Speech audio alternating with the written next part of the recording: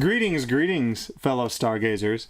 In my head, I'm hearing the trumpets of Marty O'Donnell as he writes and performs the score to Destiny. I like the score. It's a beautiful score. I think it's one of my favorite parts of that game, is the score. So, I mean, we can go ahead. That's already part of our list, is I hope Marty O'Donnell and everybody who wrote for that comes back and writes another amazing score for Destiny 2, which I'm positive they will. The Taken King soundtrack was bellissimo. Hi.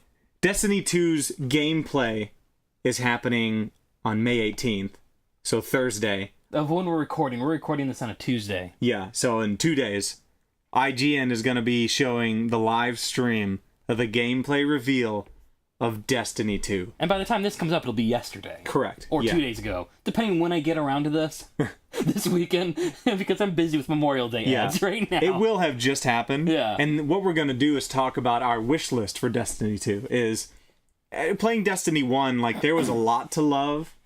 And depending on who you are, there was a lot to not love. I'm not going to say hate. I don't think that it deserved hate per se. But it definitely deserved refinement that I think they got to. Yeah. You know, they addressed all of it and got to that point. By then, it was maybe too late for some people. By then, maybe it was the perfect timing. And now they're moving into Destiny 2 with everything they've learned. And I think we're going to get a good game. And I've only got a short list of things that I really, really feel like it needs. Where I think that what they've done with Destiny, just expanding that out, taking away the limitations of last gen, they've got a game. I'm ready for the sequel just in that realm, you know? The way that they move storytelling forward and like the Taken King and Rise of Iron and all that, it was so good. But I still think that there's a little bit more that they could do. So we can just kind of go back and forth and talk about what we hope to see out of the gameplay reveal from Destiny 2. I really haven't dug into Taken King too much. I was telling you just a minute ago that like I played the main game. And it's probably one of my favorite shooters, but I didn't know what I was getting when I got that game. Right. What it was going to be. And the loot grind, to me, I'm like, that turned me off a little bit. Okay. So I completed these missions. I haven't done a raid. I still really want to do a raid. Yeah. But at least when the first raid came out, the amount of leveling to get up to that raid, I'm like, there's other stuff I want to do, man. Yeah. Like, I'm not sure I'm into that. Now I'm at that light level because they just kind of said, all right, now the expansions. Right. And they give you that...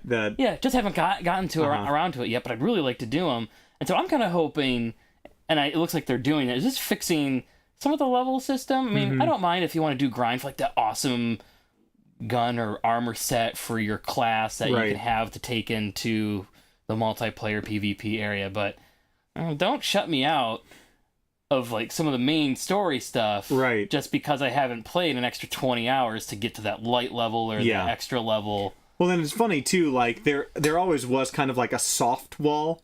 Like it was never like a hard firewall to like keep you from doing things, but they did kind of put that escalating difficulty to where you can go and do this at this level with this gear, but you're gonna have trouble. You're not gonna do much damage. You're gonna die fast. You know, there's gonna be all these issues you'll have unless you go and grind enough to get what you need. And that was the way, especially with when it came to King's Fall, is you would get these guns that would do like super damage against the bosses or against certain enemies. And the people who had those, you know, they get picked up for groups and looking for group like right away, or they'd be able to like hold their own really well, and then you'd come in with your little pea shooter. You're like, I only played 30 hours this week, and like, noob! And you come in and do your best. I only played the amount of time I put into my job during the day this week. And so, but the coolest thing that they added were you know, their daily missions. They could go in and there's be something to do daily. Yeah, like do this mission to get extra this or Correct, that, right? Yeah. But then they started adding, like, on certain daily missions, there would be a side mission that could lead you to a guaranteed loot. I did not know that. Yeah, and there was one that was, like, called the Black Spindle. And you would have to go on this really hard, like, side mission, and all of a sudden a timer starts. And you have to get through these boss waves and get it and beat it in time. And if you did, you got a sniper that was just amazing. But it was so hard. I mean, like, angering hard, and you would get like this 10-minute timer and you would just fail over and over at like 9.5 minutes. You're like so close to beating it and it just wouldn't happen. But they added that in, and it would only happen like once, I don't know, maybe once a month. The daily would come up and all over the subreddit would light up being like, go get the Black Spindle, you know, things like, and it was really cool. Yeah. And I think the community is super important in that game. It's kind of like the Hitman with the daily targets or unique targets. Yes. Which I wish I did one. I never got around to doing one because it was always like, I'm gone this week and are busy, but right. Yeah. No, I just thought that's a cool idea, except if you failed, you just failed forever in that. Yeah, but I love that that's the idea to keep you coming back, to be like, hey, yes, you're playing the same level, kinda, but we're adding this twist, and there's this reward at the end of it. So really, my first thing on the wish list, because I think they've done so well with improving themselves, is I think there needs to be a social hub on every planet.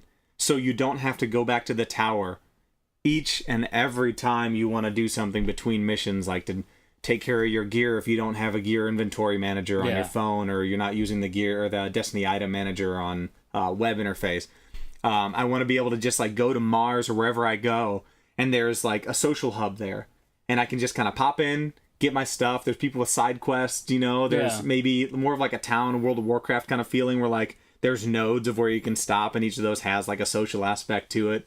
You know, they don't have the limitations they did before, so I hope things just start opening up, and they're not just kind of these limited instances of levels, you know, that you have to keep going to in between and have that huge travel time and loading and everything.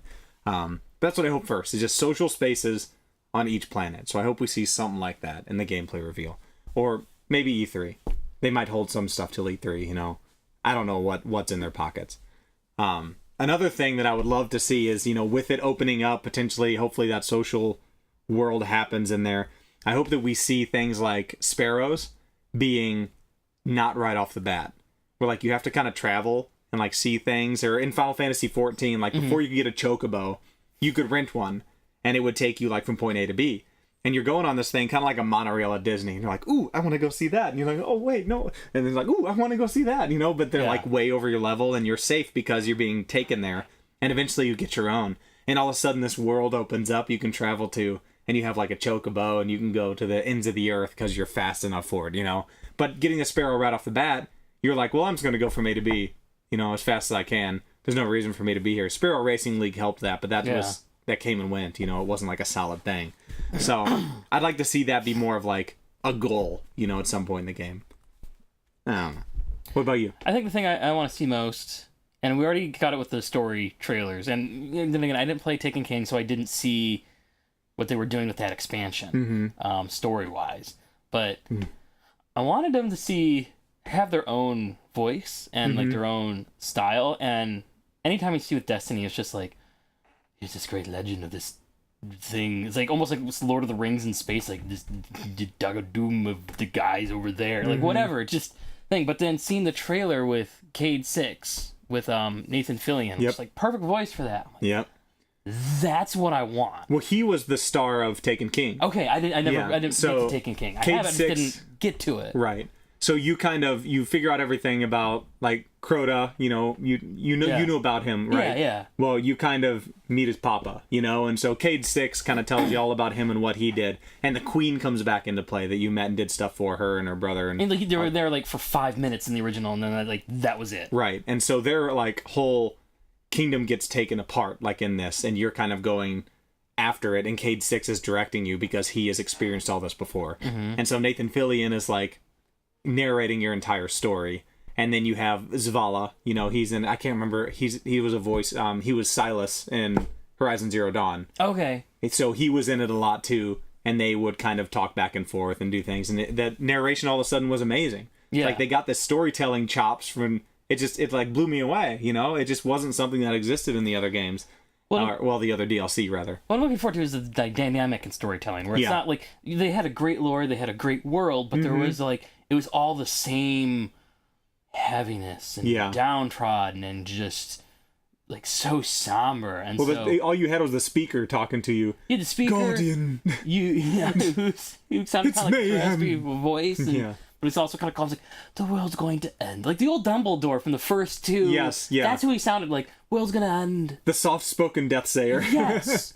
And then you had, which I actually kind of like, the Dinklebot. That's just me. I think. I like Nolan Droid. Nolan Droid is doing fantastic. Yeah. But there's probably I just like Peter He was Dinklage. fun to make fun of. You know, like he was such an uninspired performance. It's a wizard from the moon. I don't think he got it. No. I don't think he got it. Not only did he not get it, but they didn't do enough to his voice to take away his uninspired acting. I also don't think he probably got the best direction and understanding. That's probably true. To get it. So I'm not blaming him. I'm actually kind of blaming Bungie and not explaining it. But now I'm looking forward to seeing that Bungie finally gets, okay, here's the story and epicness we want, but here's the somber character that's a serious character, and here's his foil, which you need that foil with K6. Right. So now you have this dynamic where it's not just somber.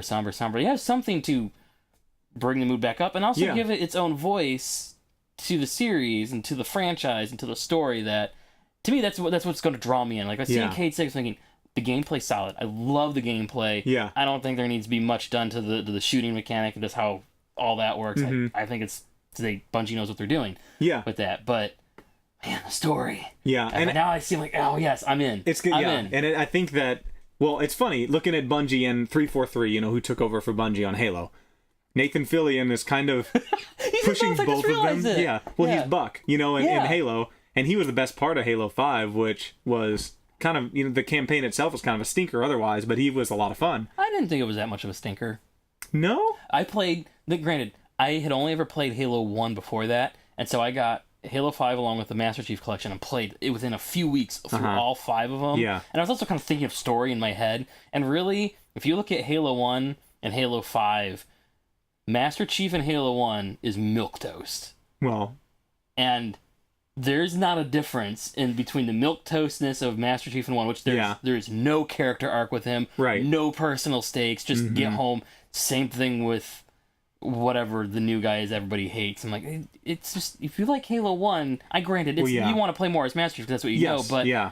Well, and all of Blue Team in general. I mean, Spartan Locke to me was really flat. Oh, yeah. Because they gave him this, fake identity of, you're going to be the man that hunts Master Chief. And it was literally a 2-minute cutscene where they fought and then there was nothing. Yeah. No resolution. Anyways, sorry, we're getting off on a tangent. The other thing, both were milquetoast. I'm like, they're even in my opinion. Yeah, but the point being, Nathan Fillion, I feel like, bolstered both of those up out of the drolls. Yeah. There's 2 more things. Okay. 1, we gotta be able to fly the ships that we earn. You gotta let us do...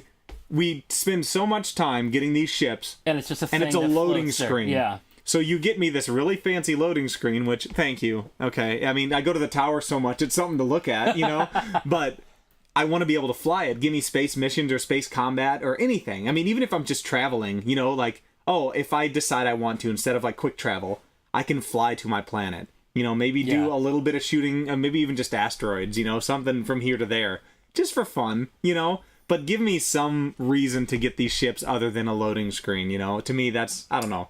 I feel like it's there. They just have to do it. Yeah, it's like they needed to know, you have to have a way to get from point A to point B, and you don't want every ship to look exactly the same for everybody. You have a little bit of ownership. You're like, ownership. And then if you're going on a strike team mission, at least you see the other ships joining you, and each one's different. It's not like all the same one coming to join you on the strike mission. But except for when you do get the DLC of, which one was it? It might have been House of Wolves. At the end of that, when everyone got the same ship, and so you got it from the end, and all of a sudden they all just come in, and it's the blue queen-looking ship, the Vetra or whatever. And so that was the one time. But okay, I have one other thing that I think is important. 4 players. None of this 3-player crap, because they've definitely got to be adding at least one more class. I mean, we saw there were a leak of logos looking things, and it looked like new subclasses. So if we have at least one more class, we can have 4 players instead of 3. And then maybe we can have 8 for a raid. That would be awesome. 4 and 8 instead of 3 and 6, I think, is the dream.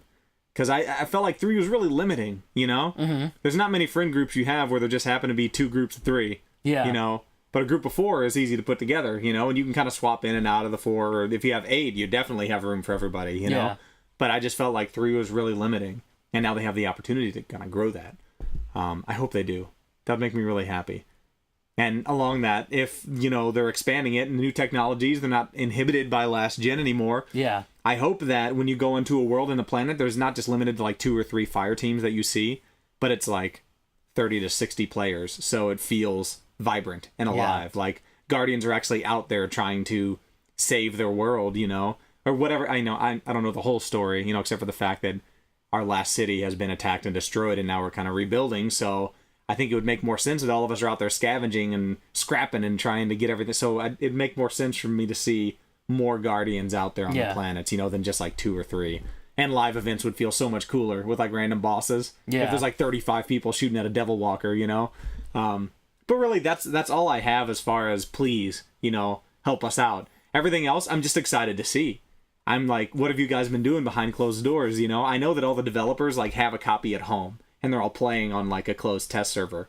And to me, that's really cool. That they like it so much that they go home from work and play the game they're working on. Yeah, and they're loving it, you know? And it's relaxing to them. Yeah. So that's exciting to me. Yeah.